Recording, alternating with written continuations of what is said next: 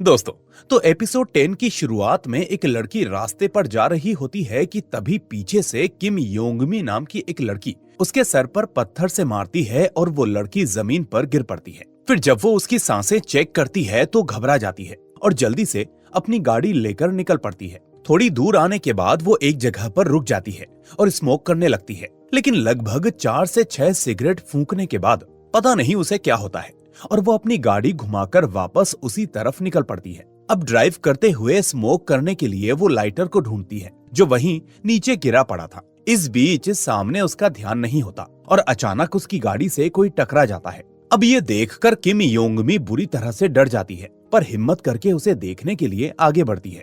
और जब उसे पता चलता है कि ये तो वही लड़की है जिसको थोड़ी देर पहले उसने पत्थर मारा था, तो डर के मारे उसकी चीख निकल जाती है और वो वहीं बैठकर रोने लग जाती है। वहीं इधर होमिन अपना काम कर रही होती है कि तभी उसके पास एक कॉल आता है और वो पुलिस वाला अपना परिचय देने के बाद कहता है कि मिस किम योंगमी को कत्ल के इल्जाम में गिरफ्तार कर लिया गया है। लेकिन पूछताछ करने पर योंगमी ने बताया कि अटर्नी होमिन उसकी वकील हैं। ये सुनकर होमिन चौंकते हुए कहती है, पर मैं तो किसी योंगमी को नहीं जानती। तो पुलिस वाला कहता है कि देखिए, वो वकील के बिना सवालों के जवाब नहीं देना चाहती। बेशक आप बिजी होंगी, पर एक बार स्टेशन आकर कंफर्म करें तो अच्छा होगा। होमिन कहती है, ठीक है, मैं समझ गई। अगले सीन में वही पुलिस वाला होमिन को इंटेरोगेशन रूम में लेकर जाता है। अब होमिन थोड़ा हिचकिचाते हुए पूछती है कि हम पहले कभी मिले हैं? तो योंगमी कहती है, लगा ही था कि तुम भूल जाओगी। मेरी इस हालत की जिम्मेदार कहीं ना कहीं तुम भी हो और इस वजह से तुम्हें मेरा केस लड़ना होगा। ये सुनकर होमिन हक्की बक्की रह जाती है। अब वो पूरी बात अपने दोस्तों को बताती है, पर दोस्त भी समझ नहीं पाते कि आखिर वो लड़की है कौन। जियून कहती है कि हम तेरे सभी दोस्तों को जानते हैं, पर उनमें योंगमी नाम की तो कोई नहीं है। अब सियोला कहती है, क्योंकि हम तीनों हाई स्कूल से अलग हो गए थे, तो शायद कोई हाई स्कूल की दोस्त हो। तो होमिन बताती है कि उसने स्कूल तक ही पढ़ाई की है, वो उम्र में काफी बड़ी है तो उसकी दोस्त तो हो नहीं सकती। और पीड़िता ने भी हाई स्कूल की पढ़ाई यूएस से की थी, तो उन दोनों का ही उससे कोई डायरेक्ट कनेक्शन तो नहीं लगता। अब सियोला पूछती है, तो अब तू क्या करेगी? क्या इस केस को लेगी? तो वो कहती है कि केस को ना लेना भी गलत होगा। ऊपर से कंपनी ने प्रो बोनो केस लेना भी बंद कर दिया है, तो फीस भी देनी होगी। और योंगमी की हालत को देखकर लगता तो नहीं है कि उसके पास इतने पैसे होंगे। फिर रात में भी होमिन योंगमी के बारे में ही सोचती रहती है, पर उसे कुछ समझ में नहीं आता। फिर सब कुछ समेटकर वो ड्रॉअर खोलती है तो अटर्नी यून का रुमाल वहां रखा होता है। ये देखकर उसके चेहरे पर एक अजीब सी मुस्कान आ जाती है। स्मेल करके देखती है तो दुखी होते हुए कहती है कि वो महक तो गायब हो गई। अगले दिन लिजिन यून के ऑफिस में आता है और दुखी होकर उसकी चेयर पर बैठ जाता है। यून पूछता है, कुछ हुआ है क्या? तो वो कहता है कि अपनी टीम तो बिल्कुल रूखी सूखी और बोरिंग है। मैं तो कहता हूँ रेगिस्तान भी हमारी टीम के सामने हरा भरा लगता होगा। यून पूछता है, तुझे ऐसा क्यों लगता है? तो वो कहता है कि तुझे नहीं लगता हमें टीम डिनर के लिए बाहर जाना चाहिए? यून कहता है, अभी थोड़े दिन पहले ही तो किया था। तो वो कहता है कि अब क्या सालगिरह की तरह साल में एक बार करेगा? वैसे भी पिछली बार तू तो आया ही नहीं था। यून कहता है, ठीक है, तो अब कर लेते हैं। तो ये सुनते ही खुशी के मारे वो झूम उठता है और कहता है, ठीक है, तो आज ही करते हैं। और इस बार मैं पूरा ध्यान रखूंगा कि हर कोई बिना बहाने के आ जाए, खास तौर पर अटर्नी योन को ही देख ले। पिछली बार भी उसने बहाना बना दिया था, पर इस बार उसे आना ही पड़ेगा। ये सुनते ही यून हैरानी से उसकी तरफ देखता है तो वो हड़बड़ाते हुए कहता है, तू मुझे ऐसे क्यों देख रहा है? मेरा मतलब था कि अटर्नी नायन का टीम के साथ तालमेल थोड़ा बिगड़ गया है। यून कहता है, ठीक है, जगह और वक्त तय कर मैं पहुंच जाऊंगा। तो वो कहता है, ठीक है, मैं तैयारी करता हूँ। अब उसके जाते ही यून मुस्कुराता है, क्योंकि वो उसका इरादा समझ चुका था। फिर रात में पूरी लिटिगेशन टीम डिनर के लिए जाती है, जहां होमिन सबके लिए ड्रिंक्स बनाती है और सब लोग खूब एंजॉय करते हैं। फिर थोड़ी देर बाद चोई बाहर आकर बैठ जाती है और वो किसी सोच में डूबी हुई थी। तभी होमिन आकर पूछती है, बाहर क्यों बैठी हो? तो वो बताती है कि उसे घुटन हो रही थी, इसलिए ताजी हवा लेने बाहर आ गई। होमिन कहती है, उस दिन पुलिस स्टेशन में जो हुआ वो सब सुलझाया नहीं। सब अपने काम में बिजी थे, इसलिए कोई पूछ नहीं पाया, लेकिन हम सब तुम्हारे लिए परेशान थे। तो वो बताती है कि उसकी माँ बहुत समझदार है, पर उनमें मर्दों को पहचानने की समझ नहीं है। जब उस आदमी को पता चला कि मैं वकील हूँ, तो उसने मेरी माँ को मेरे नाम पर इस्तेमाल करके फ्रॉड करने पर मजबूर कर दिया।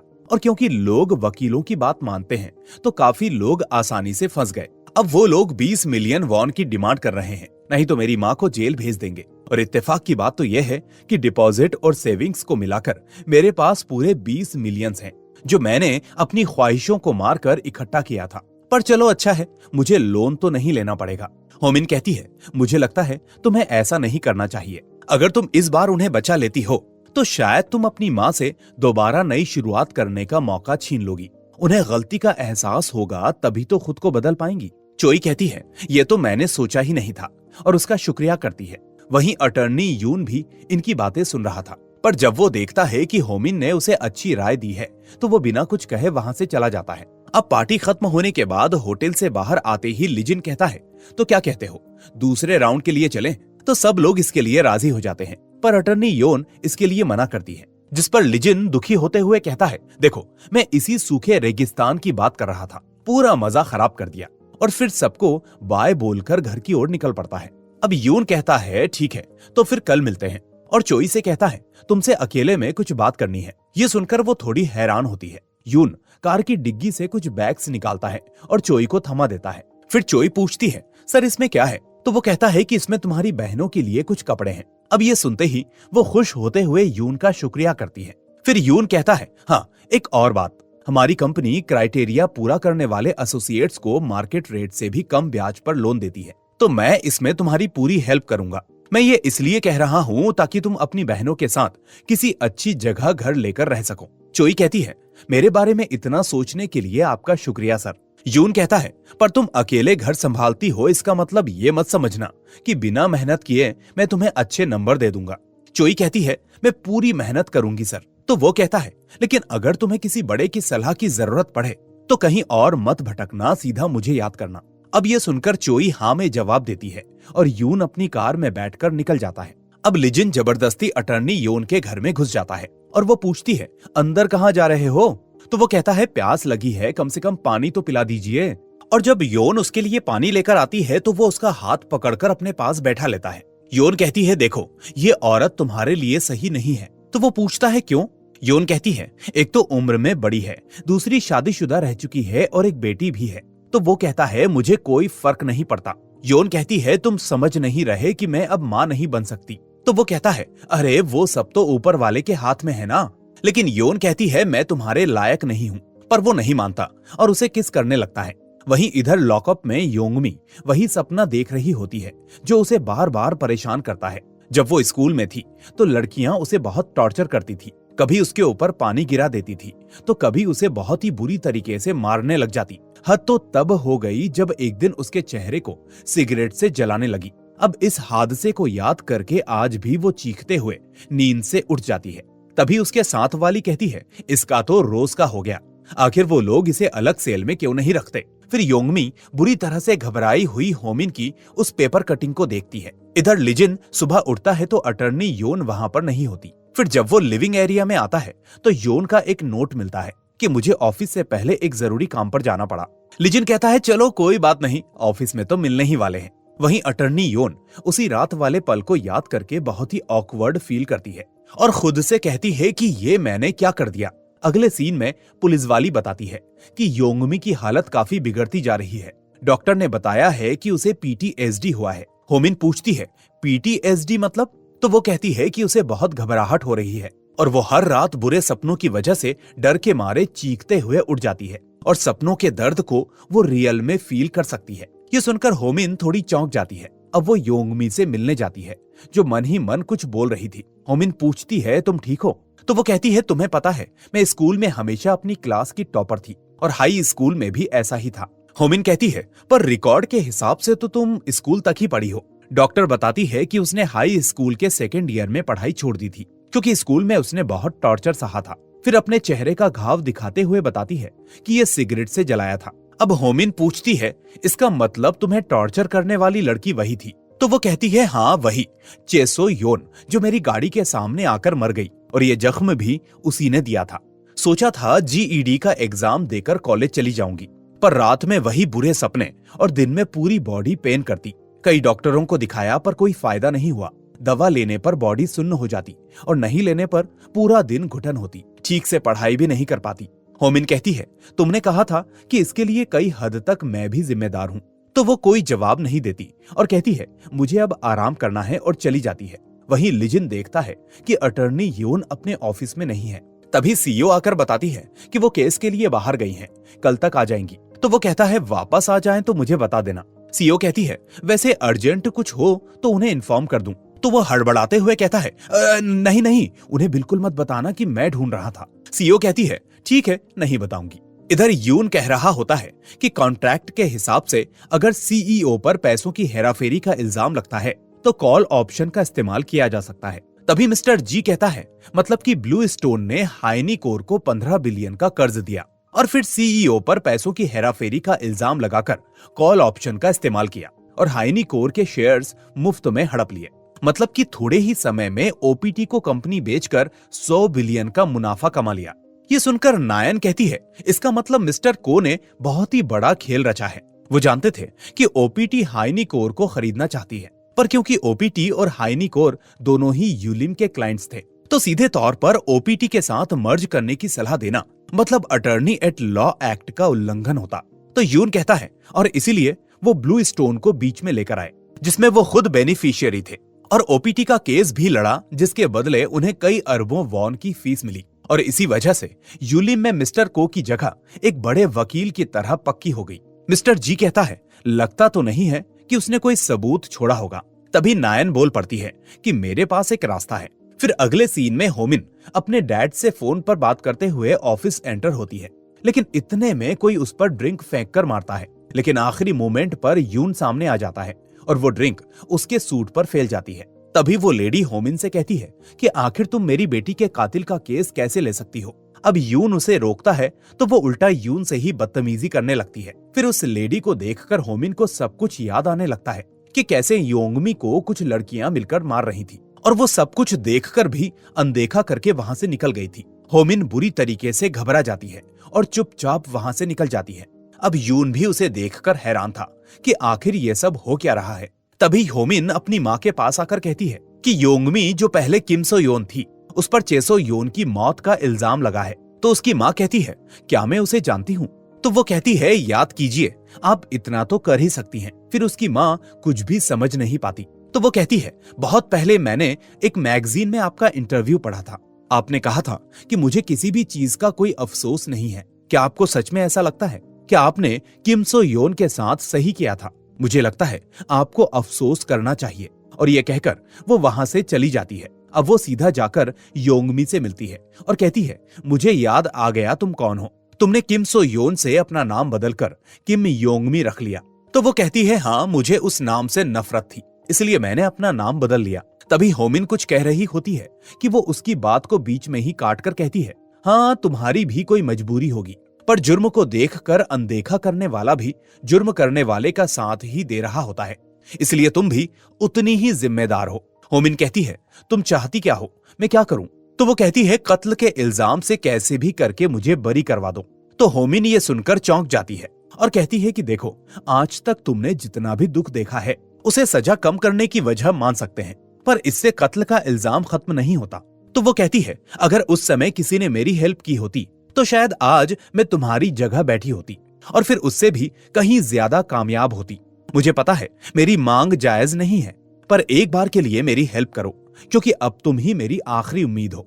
ये सुनने के बाद होमिन को समझ में नहीं आता कि उसे क्या करना चाहिए। वो यहाँ से निकल रही होती है कि तभी उसके पास यून का टेक्स्ट आता है कि तुम ठीक तो हो ना, और फिर वो जल्दी से ऑफिस की ओर निकल जाती है। अब वहां से वो सीधा यून के ऑफिस में जाती है और कहती है सर, आप ठीक तो है ना? मेरी हेल्प करने के लिए आपका शुक्रिया। यून कहता है कोई बात नहीं। फिर वो पूछता है क्या वो योंगमी वाले केस में पीड़ित की माँ थी और तुम्हारी जान पहचान वाली थी क्या?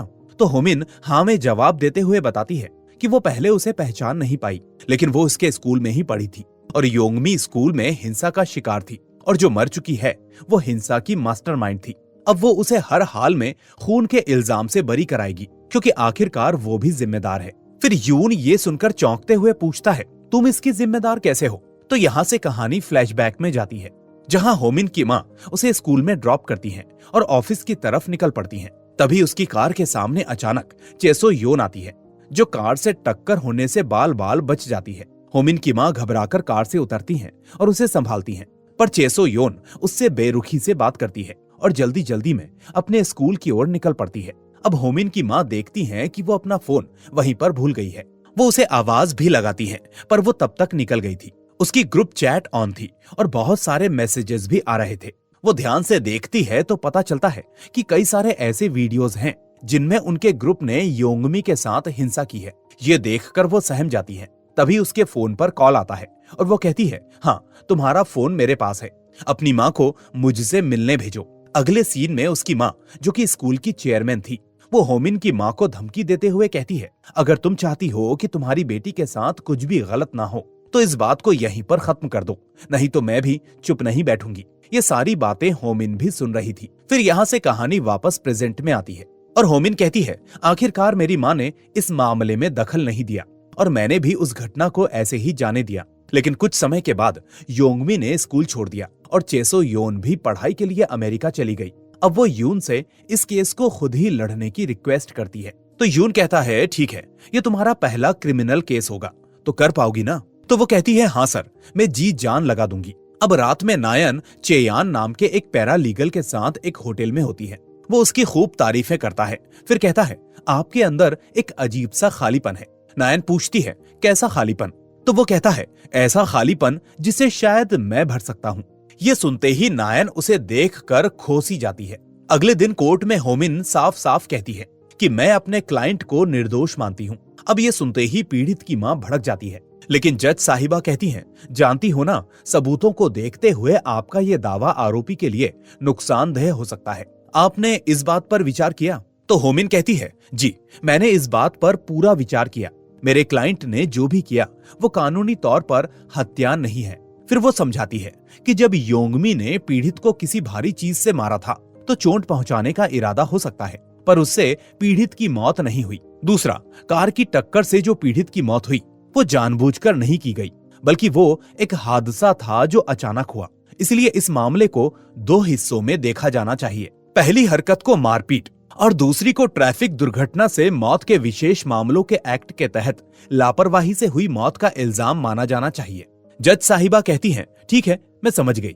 फिर कोर्ट रूम से बाहर आते ही यून कहता है, तुमने अच्छा काम किया, पर कितनी भी अच्छी बहस कर लो, सिर्फ उसके दम पर केस नहीं जीत पाओगी। असली जीत तभी होगी जब ऐसे सबूत मिलेंगे जो तुम्हारी बातों से मेल खाते हों।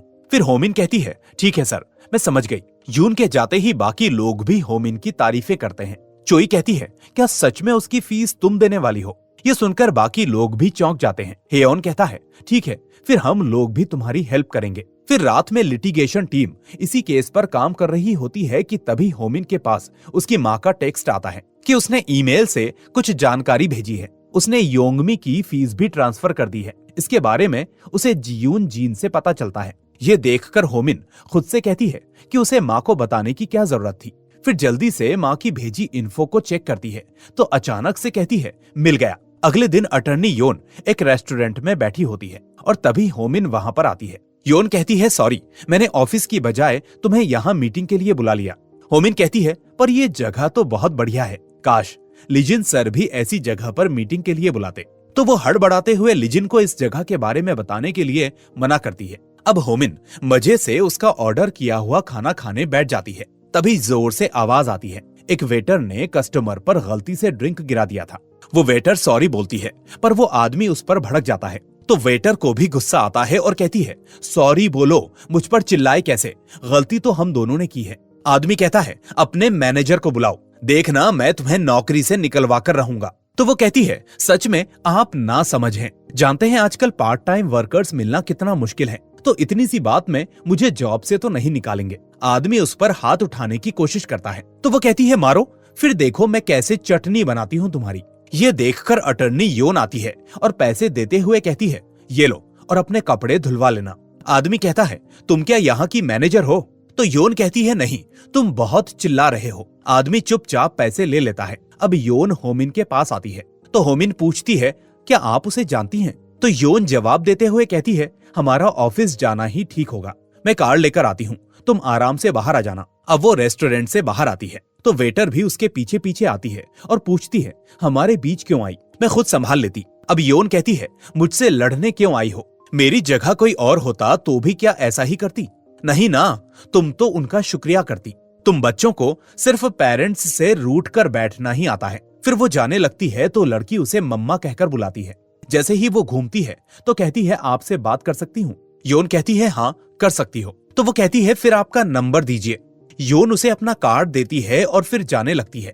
तो वो कहती है, ज्यादा कॉल नहीं करूंगी। योन कहती है, ठीक है। उसके चेहरे पर एक अलग सी मुस्कान थी और वो चली जाती है। वहीं होमिन भी सब कुछ देख रही थी, पर उसे कुछ भी समझ में नहीं आता। वहीं इधर नायन चेयान के साथ काफी घुल मिल गई थी। वो उसके साथ हर रात वक्त बिताने लगी थी। जब वो ऑफिस में बैठी होती है तो चेयान का टेक्स्ट आता है कि आज रात आप फ्री हैं क्या? साथ में होटल रूम का पता भी भेजता है। पर नायन ये पढ़कर थोड़ी परेशान हो जाती है। वहीं चेयान हादुसिक के ऑफिस में होता है तो हादुसिक पूछता है कि तुमने फोटो ली भी थी या भूल गए? तो वो कहता है, फोटो तो ली थी पर गलती से डिलीट हो गई। ये सुनकर हादुसिक चिल्लाता है कि एक काम दिया था वो भी ठीक से नहीं कर पाए। तभी चेयान बताता है कि इस बुधवार को वो लोग फिर से एक होटल रूम में मिलने वाले हैं। ये सुनकर हादुसिक खुश होते हुए कहता है, इस बार कोई गलती मत करना। तो वो कहता है, जी सर नहीं करूंगा। फिर जब वो ऑफिस से बाहर निकलता है तो अटर्नी यून उसे देख रहा होता है और उस पल को याद करता है जब मिस्टर जी और उसने मिलकर नायन को समझाया था कि मिस्टर को आपको हटाने के लिए जाल बिछाना शुरू कर चुके होंगे। तभी नायन बताती है कि कुछ दिनों पहले उसे हादुसिक ने मिलने बुलाया था। मिस्टर जी कहता है, वो तो मिस्टर को का ही आदमी है। यून कहता है, वो छुपकर वार करता है, जैसे कोई वीडियो बनाकर धमकी देकर काम निकलवाता है। उसके तरीके बहुत ही गंदे हैं। नायन पूछती है, गंदे तरीके मतलब? तो मिस्टर जी कहता है, जैसे औरतों के साथ घूमना, उनके साथ अफेयर करना, उनकी पर्सनल वीडियो बनाना। यून कहता है, वो आपके साथ भी ऐसा ही कुछ करेगा क्योंकि उसे बस वही करना आता है। नायन पूछती है, क्या मतलब? वो मुझसे अफेयर करने के लिए किसी आदमी को भेजेगा? तो मिस्टर जी कहता है, हाँ ये पॉसिबल है क्योंकि एक बार कोई टोटका काम कर जाए तो लोग उसे बार बार यूज करते हैं। ये सुनकर नायन चौंक जाती है। फिर अगले दिन कोर्ट में होमिन बताती है कि पीड़ित चेसो योन ट्रैफिक नियमों को अनदेखी करती थी और पिछले 3 सालों में उस पर 12 ट्रैफिक नियम तोड़ने का रिकॉर्ड है। फिर कहानी फ्लैशबैक में जाती है और पता चलता है कि उसकी माँ ने ही मेल करके उसे सारी बात बताई थी। उसकी माँ ने बताया कि जब चेसो योन स्कूल में थी तब एक बार ग्रीन लाइट में बिना देखे रोड क्रॉस करते हुए उसकी कार से टकराती हुई बची थी। हालांकि वहाँ पुल और सुरंग भी बने थे, पर उसे तो बीचों बीच रोड पार करनी थी।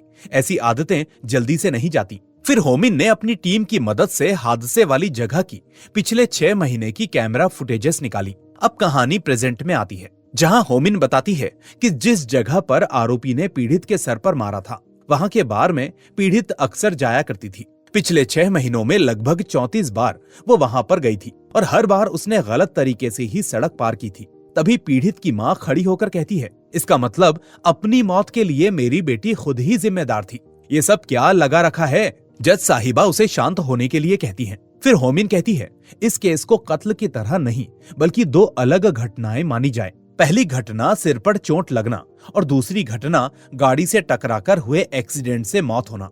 तो सरकारी वकील अपनी दलील में 25 साल की सजा की मांग करता है, लेकिन जज साहिबा कहती हैं, बचाव पक्ष अपनी आखिरी दलील पेश कीजिए। और होमिन कोर्ट में वो फुटेज दिखाती है जो उसकी माँ ने अब तक संभाल कर रखी थी।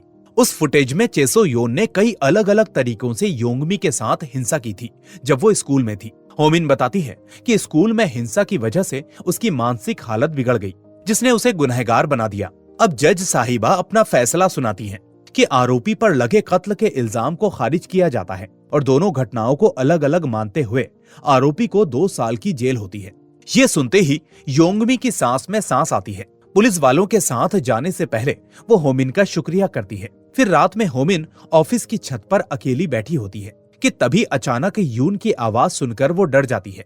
यून कहता है, मुझे तो लगा सब लोग पार्टी कर रहे होंगे। तो वो कहती है, हाँ सब लोग पास में ही कुछ खाने गए हैं। अब दोनों बैठकर बातें करने लगते हैं। तभी यून कहता है, आज का मुकदमा मेरे आज तक देखे हुए बेहतरीन मुकदमों में से एक था। ये सुनकर होमिन चौंकते हुए कहती है, क्या सच में? तो यून कहता है, आज तुमने अपनी दलील बहुत ही सफाई से पेश की, वाकई बहुत अच्छा काम किया। अब होमिन कहती है, सर आपने भी अच्छा काम किया। तो यून पूछता है, वो कैसे? तो वो आज तक समझाई उनकी हर बात को याद करके उन्हें बताती है। फिर वो कहती है, सर आपको एक बात बताऊं, आपकी कारीगिरी कमाल की है।